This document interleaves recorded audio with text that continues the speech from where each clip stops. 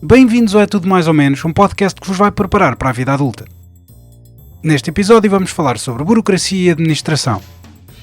A nossa convidada é Bruna Fernandes, contabilista certificada que tem uma página de Instagram onde tira dúvidas sobre a área da contabilidade e desmistifica conceitos relacionados com obrigações fiscais. Fiquem então com a nossa conversa com a Bruna Fernandes.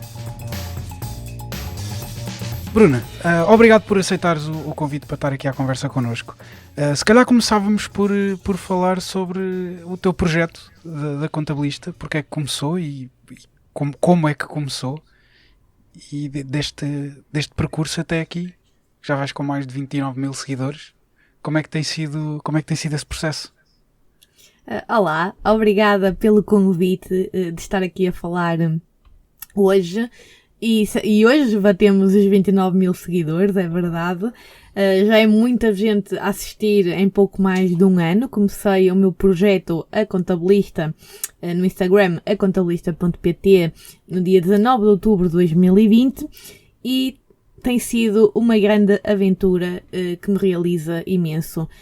O projeto começou porque eu tinha já outra conta de Instagram completamente diferente sobre a organização. E souberam que eu era contabilista e começaram-me a fazer muitas perguntas. E já era algo que também colegas meus de outras áreas, que sabiam que eu trabalhava em contabilidade, me iam fazendo sempre perguntas e eu ia sempre ajudando nestes últimos anos, desde que terminei a licenciatura em 2016. Então fez todo sentido, eu como já usava o Instagram, mais como hobby, mas já é algo que eu uso há praticamente 10 anos, esta aplicação, é verdade, fez todo sentido eu começar também a falar sobre contabilidade para algo que eu senti imensa dificuldade no meu caso, do que foi começar um negócio como trabalhadora independente no regime simplificado.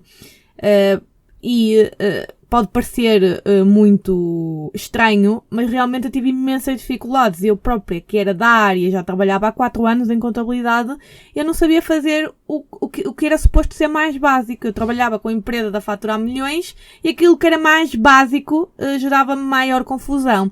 E mesmo a fazer pesquisas no Google tinha informação muito contraditória. Então eu comecei a especializar-me mais na parte do regime simplificado e também no IRS. E foi por aí que começou a página, muito focada só em trabalhadores por conta própria e também quem começa no mercado de trabalho, trabalhadores por conta de outrem. Isto agora que somos nós a preencher o IRS, e apesar do portal das finanças estar mais simples, ainda há muita coisa que é confusa, principalmente quando temos recibos verdes.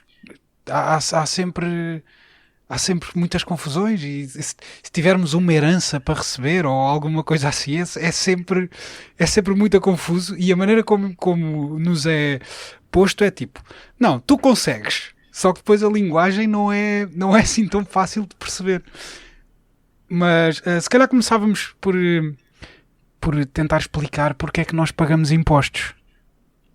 É verdade, como se costuma dizer, se há coisa certa na vida é que vamos morrer e vamos pagar impostos, não é? Há quem diga que imposto é roubo. Depende. Há países que os impostos são nulos ou muito baixos, portanto, como se costuma dizer, quem não quiser mesmo pagar impostos pode mudar de país a qualquer momento. Mas nós temos que perceber que estamos num Estado social e, como tal, ele funciona à base de impostos. Os nossos impostos servem para financiar hospitais, para termos as estradas, não é? Agora, se são bem aplicados, aí é que já é toda uma outra história. Aí já é política. Já não é tanto o meu âmbito, apesar de estar sempre muito ligado. Sim. Mas, sem dúvida que existem, a ideia de nós sermos tributados e pagarmos impostos é porque estamos num Estado social e eles realmente servem para mesmo quando nós, não é só para os outros, mas também para nós, porque nunca sabemos o dia da manhã e penso que toda a gente já tenha ido ao hospital e tenha usufruído desse serviço, não é? Então está na prática também a reaver parte do imposto que já pagou. Agora, existem se calhar impostos demasiado altos para aquilo que o nosso Estado nos oferece. Uhum. Sim, eu vivi na Áustria e os impostos são altíssimos, mas são impostos que não custam pagar. Porque os serviços são bons e aqui em Portugal sente-se um bocadinho... Eu tento não ser muito cético em relação ao pagamento de impostos, mas a verdade é que há muitos serviços que não funcionam assim tão bem. Mas pronto, olha, temos que lidar com isso e votar melhor nas pessoas que escolhemos. A taxa de IRS. Qual é a taxa de IRS em Portugal? Como é que ela funciona? Há muitas dúvidas em relação à taxa progressiva. Podes explicar melhor como é que isso funciona? Claro. Então, nós temos duas grandes ideias que muitas vezes até estão erradas, que é a retenção na fonte ser igual ao IRS e a progressividade do IRS. Primeiro, quem trabalha por conta de outrem, de certeza que já olhou para o seu recibo e se não olhou que vá olhar, porque toda a gente o deve fazer, não é só estar à espera que o dinheiro caia na conta e nem sabe muito bem o que é que lá está. Eu sou culpado disso. Eu olho muito poucas vezes para a minha folha. Mas eu convido sempre toda a gente a realmente ver o que é que está lá colocado no salário. No recibo de vencimento. E nós temos lá uma linha que é a de IRS, que por acaso lá diz IRS, mas é a retenção na fonte. E esta retenção na fonte nada é do que um adiantamento que nós fazemos por conta de IRS. É um adiantamento de IRS. Por isso é que nós fazemos todos os anos a declaração de IRS entre abril e junho. Estamos a acertar contas devido aos adiantamentos que nós foram feitos ao longo do ano. Depois temos aqui outra questão, que é a retenção na fonte tem várias taxas e depois depende da situação de cada um, se tem filhos, se é casado, se for casado é o único que tem rendimentos. Existe essa questão de um titular ou dois, que as pessoas não sabem muito bem qual é a diferença, mas um titular é um membro do casal que apenas é esse que gera rendimentos na família. Quando é dois titulares significa que as duas pessoas têm um salário ou uma fonte de rendimento. Neste caso, nós temos as várias tabelas, temos que ver em qual é que nos enquadramos e também o nosso valor base de salário, de rendimento, para depois ser aplicada a taxa de retenção na fonte. Depois, lá está, em abril, começamos a preparar o IRS, que deve ser preparado, eu aconselho sempre já durante o próprio ano, estamos em 2021, portanto já perceber, não é, a parte do IRS e quanto é que poderemos ir buscar de reembolso ou de valor até a pagar, em alguns casos, para preparar melhor o que é que ainda podemos fazer em 2021. Porque em 2022, quando da entrega, nós não podemos fazer nada porque já passou o ano. Podemos corrigir uma outra coisa, mas em termos de benefícios já não podemos fazer nada. Neste caso, depois temos as famosas taxas de IRS, que estão previstas no artigo 68 do Código de IRS. Vão ao Google ver, e elas neste momento são 7 taxas. O IRS está dividido por 7 escalões de rendimento, que quem esteve a ver as notícias nos últimos meses sabe que iríamos ter novos escalões de IRS, iam passar a ser 9, só que o Orçamento de Estado foi chumbado, portanto, só em 2022 é que nós vamos saber o que é que vai acontecer a estas taxas. Mas a ideia é a mesma, simplesmente vamos ter mais escalões para a ideia é ser menos tributados, mas a diferença também é muito pouquinha, não é nada de especial. Mas é para rendimentos mais altos ou é dividir por os rendimentos, é dividir os escalões que já há? É dividir os escalões que já há. Okay. Tem ali uma divisãozita um bocadinho diferente, porque havia no terceiro escalão há um salto muito grande, passa de 10 para 20 mil. Tanto de 10 a 20 mil é tributado a 28,5. Então aí, como dava um salto muito grande, eles dividiram e também no outro escalão também fizeram o mesmo.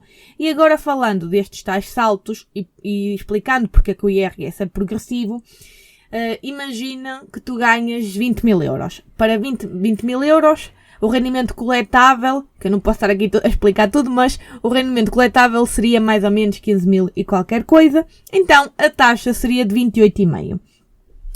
Para 28,5 tu podes estar a achar, ok, eu vou ser tributado a tudo a 28,5.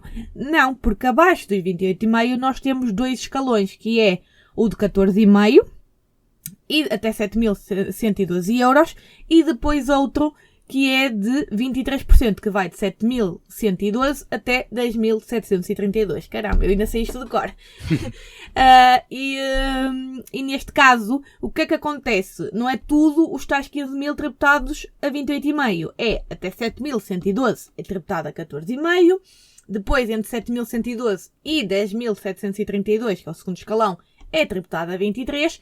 E depois, a diferença dos 15.000, lembram-se de dizer que é o nosso rendimento coletável, menos os 10.732, que é o limite do segundo escalão, é que é tributado a 28,5.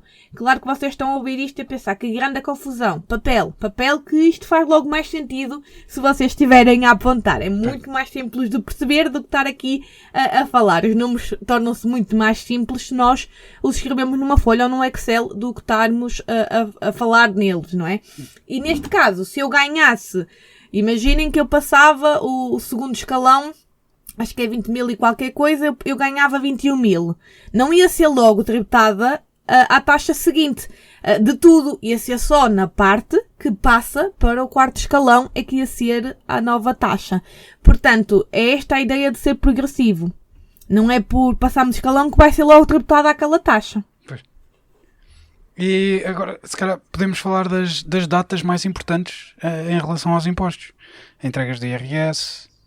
Então, para a maioria das pessoas que em Portugal, a grande maioria trabalha por conta de outrem, é a data de 1 de Abril a 30 de junho. Geralmente é esta a data de entrega do IRS. Mas temos outras datas importantes, que é o dia 15 de Fevereiro, para nós comunicarmos o nosso agregado familiar. E para efeitos de IRS, quando nós estamos lá a comunicar, é onde é que vamos fazer a nossa declaração de IRS. Quem está ainda a fazer com os pais, vai no agregado dos pais. Quem já está a fazer sozinho, coloca-se sozinho. Isto para ter acesso à declaração automática. Ok, agora imagina que eu agora caso, tenho que fazer, tenho que declarar, tenho que comunicar em Fevereiro que a partir de agora vou fazer uma declaração conjunta com a minha esposa. Mais ou menos. Ou isso já é automático? Tens que fazer essa comunicação. Mas imagina, tu até dia 15 de Fevereiro fazes a comunicação que te casaste, mas depois a fazer o IRS tu podes escolher se queres fazer conjunto ou não é obrigatório. Okay. E imagina que tu não fizeste essa comunicação. Também não há problema, porque depois pode não ter o automático, tens que fazer manualmente. Também não é nenhum quebra-cabeças de fazer. Há forma de corrigir isso. A terceira data neste caso, seria também o dia 25 de Fevereiro, que é para validar as faturas no e-fatura. Mas eu não gosto muito desta data, porque quem me segue sabe que eu digo sempre para validarem as faturas mensalmente e não deixarem acumular até o ano seguinte, em 25 de Fevereiro. Porquê? Porque já não se lembram qual é que era a despesa que lá aparecia. Imaginem, passado um ano, lembrarmos, porque depois os nomes fiscais das empresas não são os nomes delas. Então é um filme. Eu, como gasto dinheiro nos mesmos sítios sempre, já sei quais são. Posso fazer uma vez por ano. Mas já passei por essa, já passei por isso. De estar a olhar para uma conta e pensar, de onde é que é isto? Pois era um nome assim, pronto, que não tinha nada a ver com a empresa. Mas sim, eu também falho muito nisso. Eu também não preencho. Não verifico as faturas todos os meses. Mas agora deves ter verificado para o e-voucher, não? O que é o e-voucher? Então, o e-voucher... da gasolina? Não, era antes. Isto agora é o auto-voucher. São invenções que eles já não a criar. O e-voucher era para fomentar a nossa ida a restaurante, hotéis e espaços de lazer. Mas já passou, já não interessa para aqui, já foi. Era um período, se não fizeste, já não deves ter. Mas podes ainda ir lá verificar, a ver se consegues. Porque tu ainda podes aderir. Quem for trabalhador por conta de outrem apenas, ainda pode aderir até ao final do ano. E as despesas que foram efetuadas... Ok, então eu ainda estou. Sim, vai lá ver se ainda consegues ir buscar. Mas se tiver atividade aberta, não consegues. Porque era Não até tenho, não dia... tenho. Não Ok, tenho, então ainda lá podes ir, vai ao e-voucher e faz a tua inscrição. e-voucher.pt. Tens é que ter saldo. Se entras no teu e-fatura, vê-se logo que tu não tens entrado no teu e-fatura, porque senão vês logo um enorme sinal a dizer e-voucher, logo assim uma imagem. Não, a última vez que eu entrei deve ter sido em março. Mas é algo que tu, por exemplo, o que acumulavas em junho, julho e agosto nesses setores, aquele valor do IVA, acumulavas, imagina que tinhas 100 euros de IVA dessas despesas. Agora, entre outubro a dezembro, podes gastar em sítios não tem que ser o mesmo sítio, tem que ser em restaurantes, hotéis, etc. E vais lá, imagina que a conta é 25 euros, dão-te 12,5 euros de reembolso. Ok.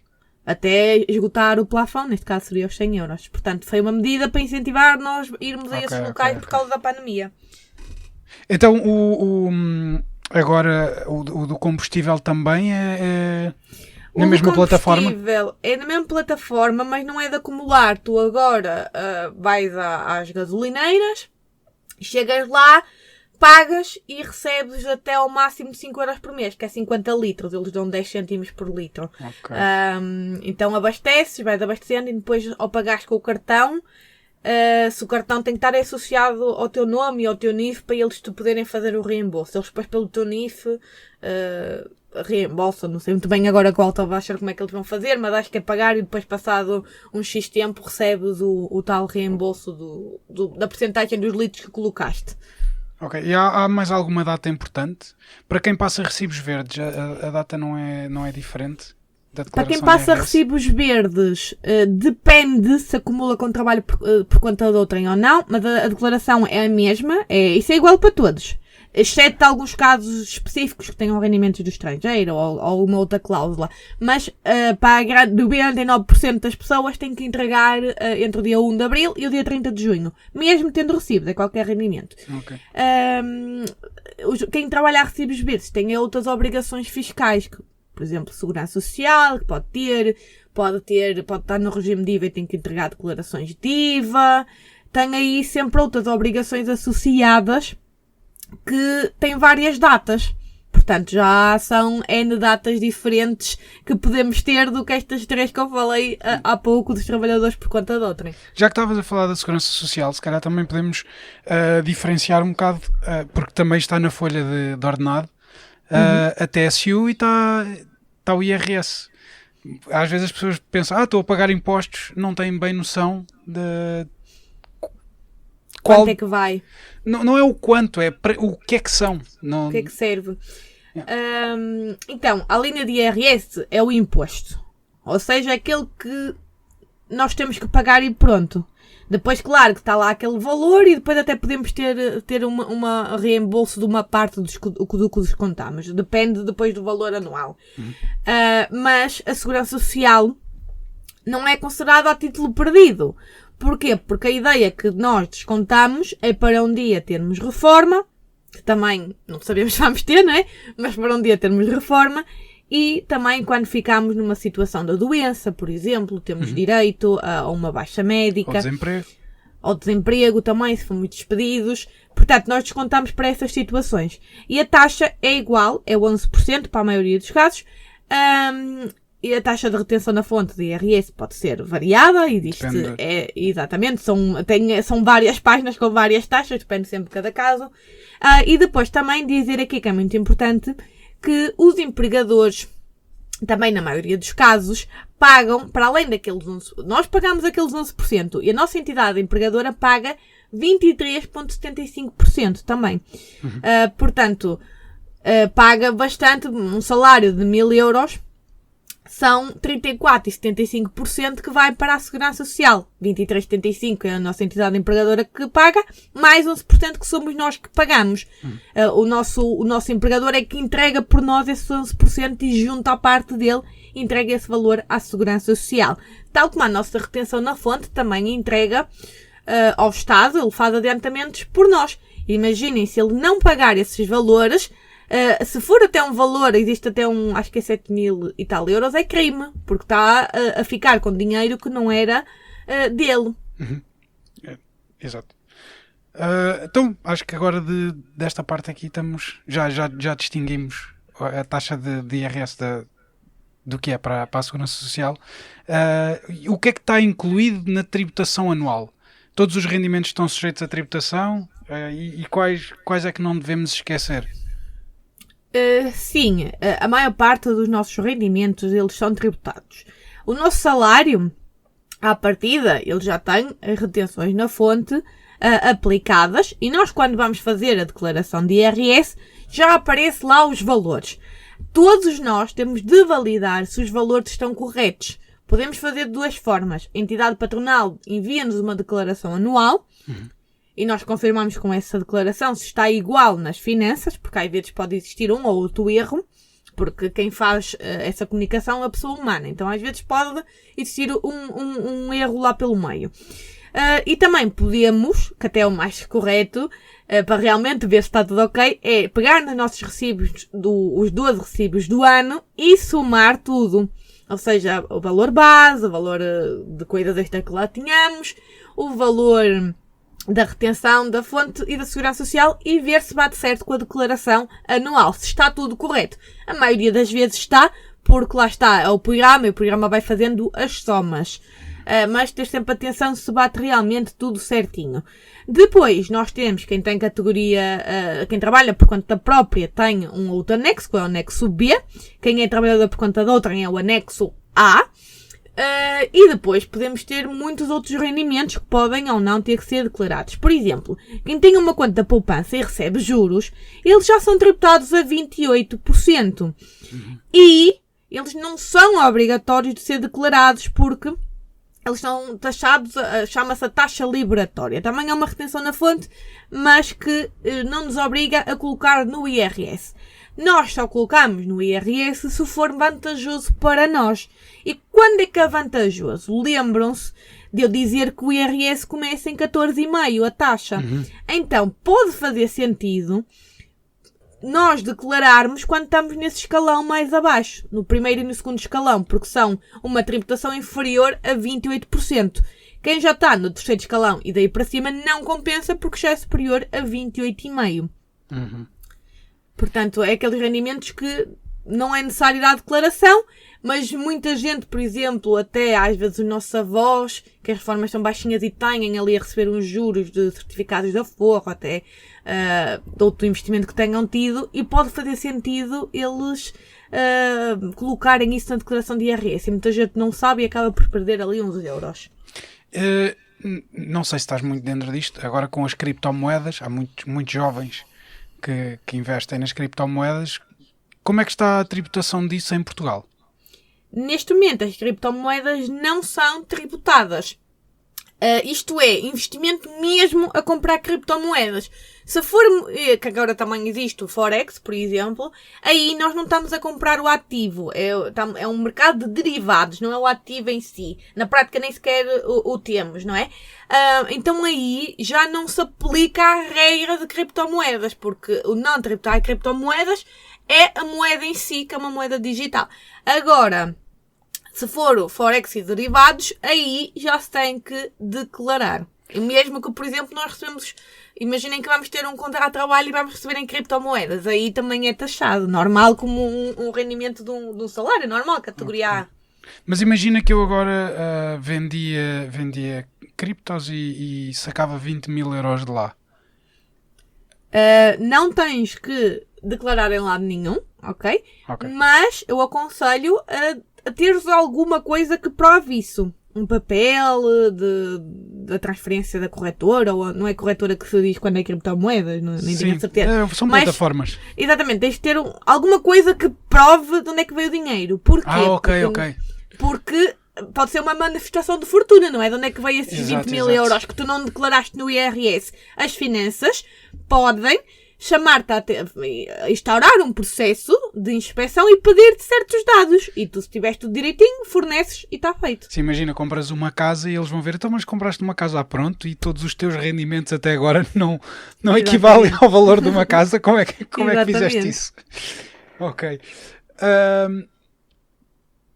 Quando temos o primeiro emprego, como jovens, há sempre algumas dúvidas em relação a quando é que começamos quando é que começamos a preencher o IRS, quando é que começamos a pagar, há algumas isenções. Então, quando nós começamos o nosso trabalho, imaginem quem comece a trabalhar em setembro. Acabou a faculdade, começou a trabalhar em setembro. Nesse ano, convém ver se compensa ainda fazer com os pais, se der, porque à partida aquilo tem um limite, não pode ganhar mais que 14 vezes o salário mínimo nacional. Mas, dependendo, imaginem, 4 meses não dá grande rendimento, só se tiverem um salário muito, muito, muito alto, não é? Então, podem fazer quantas vezes ainda compensa fazer com os pais. Tem que se testar. Fazem com os pais e fazem sozinhos. E vê-se o que é melhor. Se fizerem sozinhos, conseguem ir buscar toda a retenção na fonte. Porque 4 meses, que ainda tem ali o proporcional do subsídio de Natal, e subsídio de férias, há quem pague, termina as contas logo nesse ano, em dezembro. E podem ir buscar a totalidade do valor da tal linha de IRS. Porquê? Porque essa taxa tem em conta valores anuais, como se vocês ganhassem aquilo vezes 14 meses. E quando isso não acontece, vocês vão ter um rendimento que está abaixo do mínimo de existência. E o mínimo de existência é um valor ao qual não é aplicado impostos. Okay. O ano passado era de o ano passado, que foi este ano, a entregar a declaração de 2020, era de 9.315 euros. Portanto, até esse valor não se paga impostos.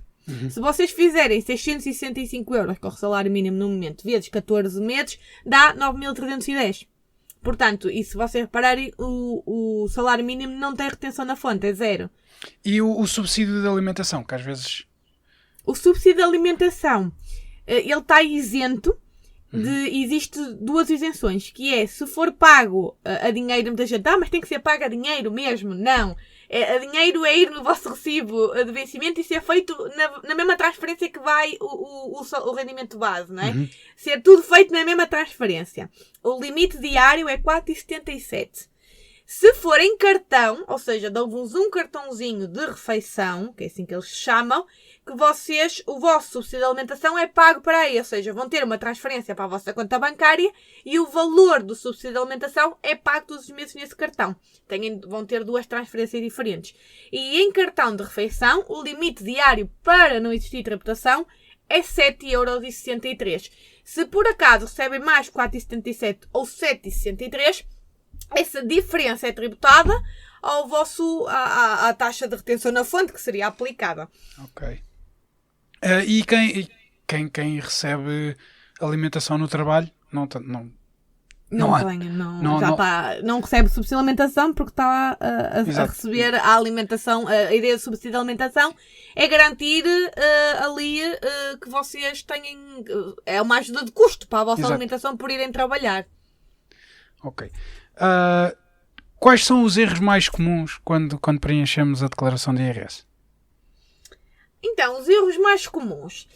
Existe um erro que não vos prejudica, mas sendo algo bom para as instituições, por exemplo, a Liga Portuguesa da Conta ao Grande, por exemplo, este tipo de associações, que eles podem receber uma percentagem do IRS. Isto só aplica a quem efetivamente tem IRS ou coleta, neste caso, porque nós podemos ter um reembolso.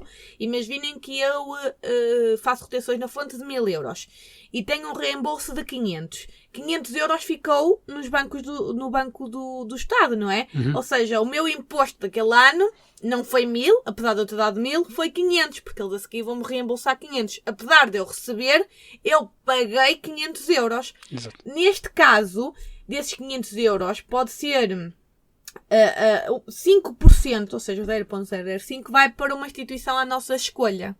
Ok, portanto, e esses 5%, desculpa, esses 5% sim. São do dinheiro que fica para o Estado. Exatamente. Não é dos... Ok. Não, nós não perdemos nada por escolher essa opção. Quando estamos a fazer isso, que é no campo rosto, e mesmo quem faz automático tem lá para dizer qual é a instituição que quer que esses 5% vão, Mesmo que vocês não paguem, não tenham lá nada de coleta, coloquem na mesma, porque assim para os próximos anos já sabem. É ganhar, fazer sempre aquilo, já vamos treinando, não é? E sabemos que temos sempre que lá colocar alguma instituição. Não perdemos nada em apoiar. Não perdemos nada. Eu vou dizer quando é que perdem. Nós temos a opção de dar IRS, estes tais 5%, que não sai do nosso bolso, sai do bolso do Estado, porque já lá está nos cofres dele. Ele depois é que faz a transferência para a instituição. Ou então, podemos ainda dar, e aqui é da parte das deduções da coleta, que são benefícios que nós temos. E existe uma parte que é, nós pedimos faturas com NIF, não é? E certas dessas faturas nós recebemos uma percentagem do IVA. E esse IVA vai juntando tudo para abater em deduções da coleta e também dá para dar esse valor às instituições que nós quisermos. Aí já podemos perder algum dinheiro, ok? Já estamos a escolher fazer essa entrega à instituição. Já não sai do bolso do Estado, sai do nosso. Ok. Quais são as consequências de enviar uma declaração de IRS incorreta? Então, um bocado perdi-me na parte das instituições, que nem é bem um erro, então vamos lá dizer mesmo o erro. O erro é não validar os dados, simplesmente clicar no automático e está a andar, ou seja, não verificar com a declaração anual e com os recibos. O segundo erro é não classificar as faturas de forma correta, e às vezes podemos estar a perder aí deduções importantes. Outro erro, existem alguns benefícios, por exemplo, quem tem que pagar cotas para ordens tem um campo que nos dá benefícios também que podemos preencher e isso não está no automático. Portanto, há aí algumas coisas que, por querer fazer demasiado rápido, pode gerar alguma perda para nós, em termos de baixar o valor a pagar ou aumentar o reembolso. Também dizer aqui, se o nosso reembolso, imaginem que nós descontamos 300 euros de IRS, a tal retenção na fonte. Se o nosso reembolso for 300 euros, está feito. Vocês não se precisam chatear muito mais, porque à partida não seria por aí que o reembolso seria maior. Nós só conseguimos ir buscar o que descontamos, porque lá está, é um reembolso, não é uma prenda do Estado, ok? É um reembolso apenas. Ele não nos dá mais do que o que nós andamos a dar durante o ano. Neste caso, agora ainda a tua pergunta, que problemas é que podemos ter por não entregar uma declaração, uma coima? Agora, há pessoas que estão isentas de entregar a declaração de IRS. Por exemplo, quem ganha o salário mínimo nacional não tem de o fazer. Mas eu aconselho sempre a quem tem, efetivamente, rendimentos que são tributados, pelo menos de ter o recibo de vencimento e aquilo é enviado para lá e está lá tudo já na categoria A, não é? Eu aconselho a clicar só para enviar, porque vocês assim têm acesso ao comprovativo logo que entregam, passado poucos dias, se calhar já têm o comprovativo. E às vezes vão a algum lado que vos pede esse comprovativo. E, por exemplo, se vocês que não estão obrigados a entregar a declaração, mas podiam tê-lo feito e não perderam nada, depois se vos pedem esses documentos, têm que esperar por 30 de junho para emitir um documento de dispensa de entregar a declaração. Portanto, não custa nada, mesmo que vocês não atinjam o valor para ter que entregar a declaração, devem o fazer. Também aqui, mas eu anualmente recebi menos que o ordenado mínimo e não tinha que fazer. Calma, porque se também tiver retenção na fonte, faz, porque podes ir buscar esse valor de reembolso, não é? Ok. Onde é que eu devo procurar informação sobre as expressões que não percebo quando estou a preencher a declaração? Então, o Google é um bom sítio? É um bom amigo? Qual é o problema do Google? E não é só relacionado com finanças. É também fazer pesquisas. Muita gente não sabe fazer as pesquisas de forma correta. Se eu não perguntar as coisas certas ao Google, se calhar ele não me vai dar... Pois, e nós à partida já não vamos fazer as perguntas certas porque, na verdade... porque não sabem. Exato. Acontece muito, até às vezes um problema que é ligar para a linha das finanças e se calhar não quer dizer que vos deem a resposta errada. Eu não quero também estar aqui às vezes a dizer de forma incorreta. Às vezes não são muito pacientes. nem é por causa disso. É às vezes por não estarmos a dizer tudo, ok. podem-nos dar a primeira resposta. E se calhar Ok, não seria, ok. não estamos a dizer o caso todo, não é? Exato. E às vezes podem nos induzir em erro porque só estão a falar para aquela perguntinha que nós fizemos, não é? Exato, exato. E depois esquecem, mas tem isto, tem aquilo, não é? Isto também é o trabalho do contabilista. Nós perguntamos logo todas as situações já para alertar. O máximo que nós conseguimos nos lembrar no momento, nós perguntamos efetivamente. Depois, claro, puxando a brasa à minha sardinha, vocês podem ir consultar o meu Instagram, que tem lá muita publicação que ajuda imenso. E também tem o site das finanças, o próprio site das finanças. Tem PDFs, tem perguntas e respostas. Às vezes é difícil chegar lá, porque como estava a dizer no início que é mais simples, eu não acho. Eu acho que ele já foi mais simples. Hoje em dia, às vezes, para pesquisar, é complicado chegar aos sítios lá na lupa. Ok. Ele é mais simples de preencher, que aquilo agora é só carregar em 2 botões e já está. Eu sou do tempo em que era preciso tirar um curso para E preencher. fazer manualmente. Nem toda a gente, não sei há quanto tempo é que eles instauraram o ser online. Eu acho que foi há 2 anos que foi obrigatório para todos. Mesmo quem, pronto, imaginem, se calhar os meus avós não sabem mexer no computador, não é? Eles, pronto, agora não têm que entregar, mas se tivessem, têm que ir pedir ajuda, não é? Ou aos netos, ou a um balcão para poderem enviar, porque passou a ser obrigatório ser tudo online. Mas não me lembro de entregar manualmente desde que comecei a fazer, não é? Se calhar os meus pais já fizeram, mas eu, quando era miúda, não estava preocupada com o IRS, não é? A maior parte de nós não está, nem sabe bem o que é isso. Não, a maior parte de nós, quando já estamos a pagar IRS, não sabemos bem o que é que estamos a fazer. Eu também acho que depende também muito de nós. Se calhar, se tivermos aqui quantas pessoas é que realmente se preocupam com o IRS ou já foram querer saber mais. Que a maioria nem quer ouvir, nem quer saber. É só tipo, não quer saber disso. Lá para o mês que for, digam-me quando é que é. Até falar IRS tenho medo, é Portal das Finanças, que medo, ir lá clicar nos botões. E diz-te muito isto, que também parte de nós, não é? Nós quando queremos alguma informação, realmente temos que ir à procura dela, temos que ser autodidatas. Só que realmente às vezes no Google é um bocadinho difícil, porque depois vemos uma coisa e depois tem lá termos que já temos que ver outras coisas. Depois há um fórum. E depois se calhar não se aplica. E depois há blogs sobre o assunto e depois um gajo nunca sabe bem em qual deles é que deve confiar.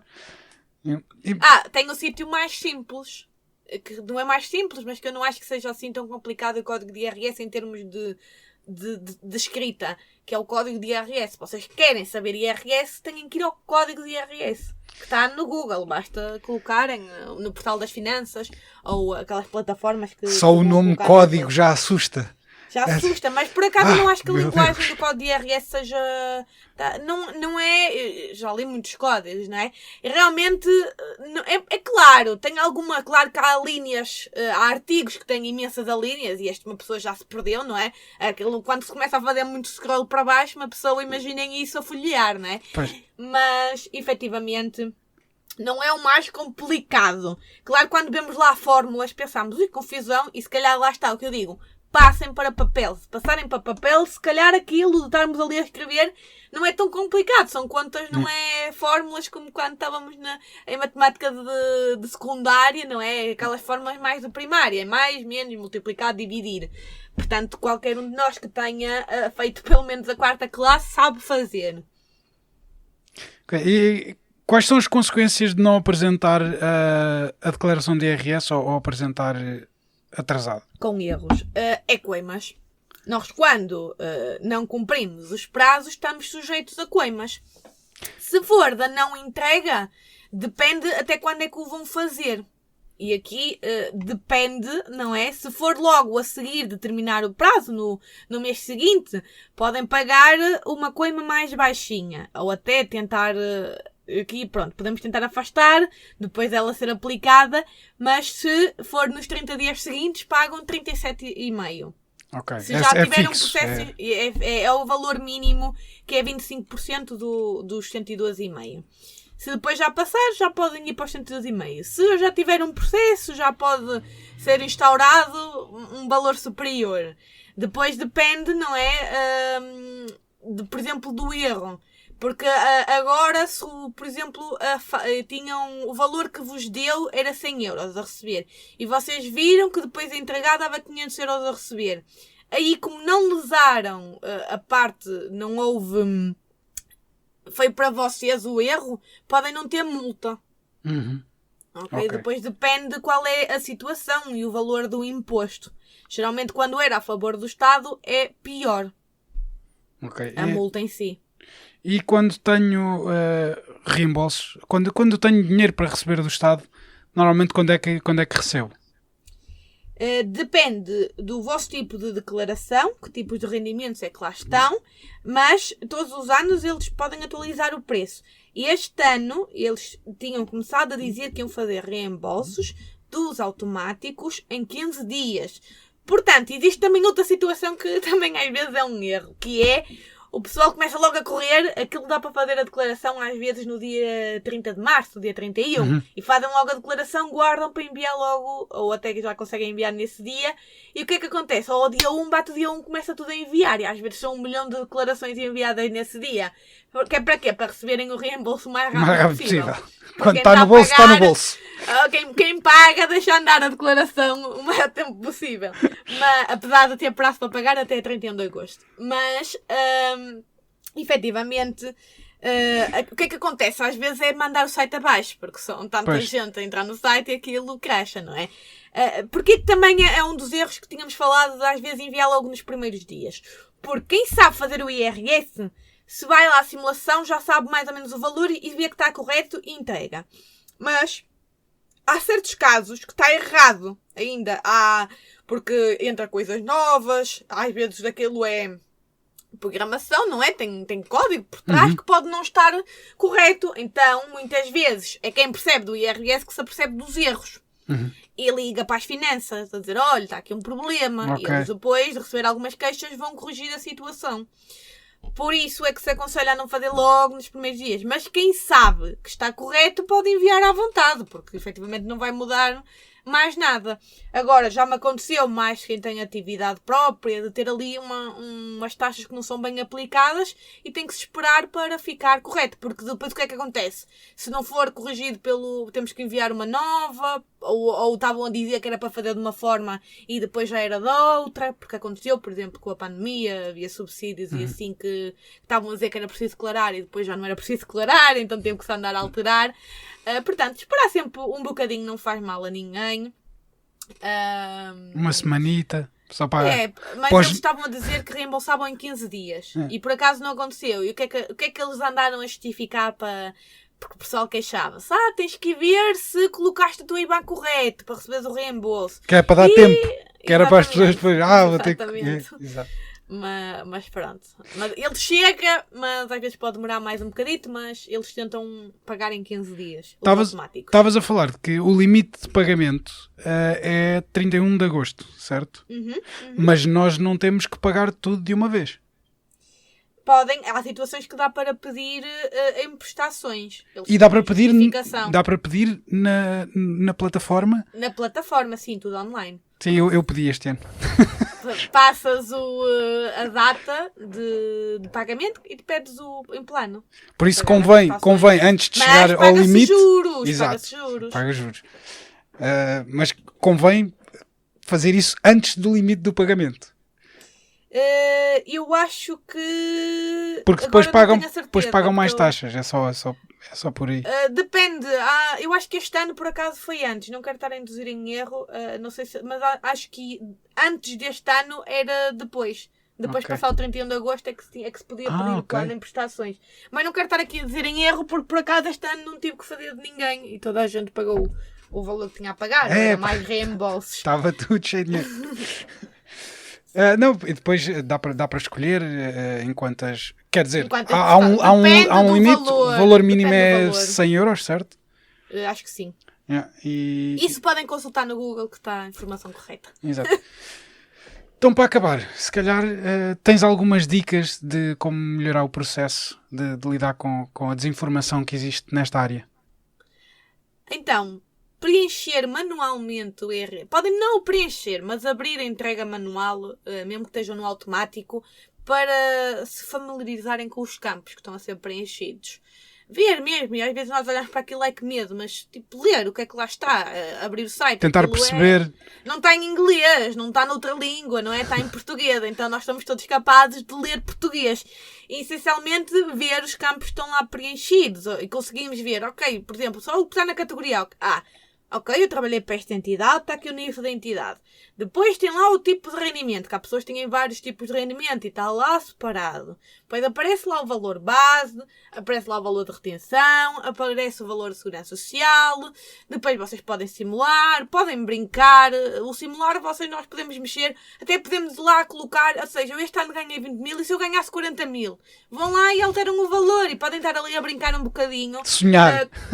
Sim, podem estar a brincar com a simulação. Não podem ir clicar no botão entregar. Eu sei que não podem, porque mesmo que cliquem, não há muito problema porque ele tem pede que confirmar. A senha. Exato. Exatamente, mas podem simular à vontade, não há problema nenhum.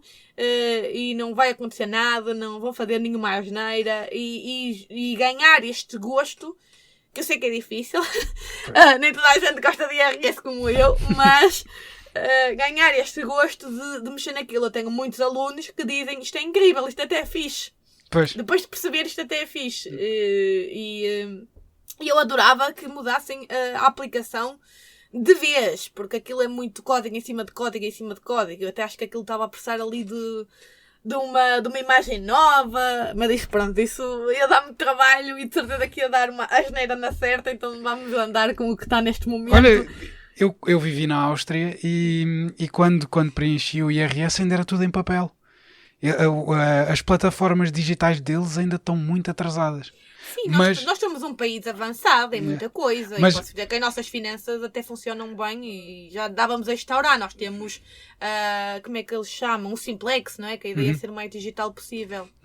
Mas pronto, burocraticamente a Áustria funciona melhor que Portugal. Apesar de haver muito mais papeladas, muito mais coisas para tratar, funcionam todas muito mais rápido. Eu quando fui para lá e fui dizer à Áustria, eu estou a viver aqui, eu fui para lá às 7 da manhã porque estava habituado às papeladas cá em Portugal, que é, vais para lá às 7 da manhã porque aquilo depois abre às 8 e já tens que estar ali à frente na fila. E cheguei lá e passado 5 minutos estava cá fora. E eu fiquei chocado. Então, mas está tudo. Agora já dá para fazer online.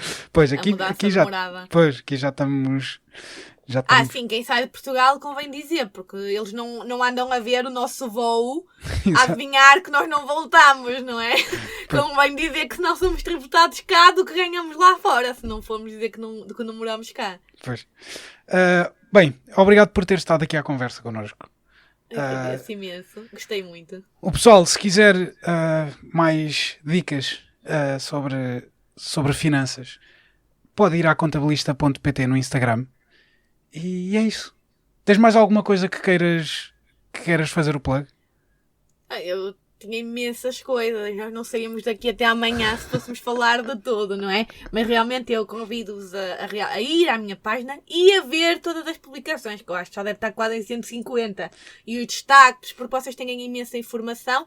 Também deixar aqui que nós não falamos do IRS jovem, já que estamos aqui para um público mais jovem. Eu não sei se este ano em 2022, entregar 2021, se vai ser automático. O ano passado deu muitos, este ano não é sempre isto andamos sempre para trás com o IRS. Foi bastante complicado de ser aplicado porque havia muita desinformação por parte da AT até. E houve muitas complicações. Eu não sei se este ano já vai ser automático e se vai facilitar o processo à maioria das pessoas, mas se começaste agora a trabalhar ao ano passado, por favor, informa-te sobre o IRS Jovem, que podes ter direito a esse benefício. Portanto, se não tinhas sequer ouvido falar dele, está atento a isso, porque até podes ter feito a declaração mal e podes ainda corrigir para ter esse benefício, está bem? Ok. Então é isso. Obrigado. Pronto. Obrigada e eu. Beijinho. O É Tudo Mais ou Menos é produzido pela Clipo e tem o apoio da União Europeia e do programa Erasmus+. Se gostaram deste episódio, podem subscrever no YouTube, Spotify, Apple Music ou na vossa aplicação de podcast favorita. Até à próxima!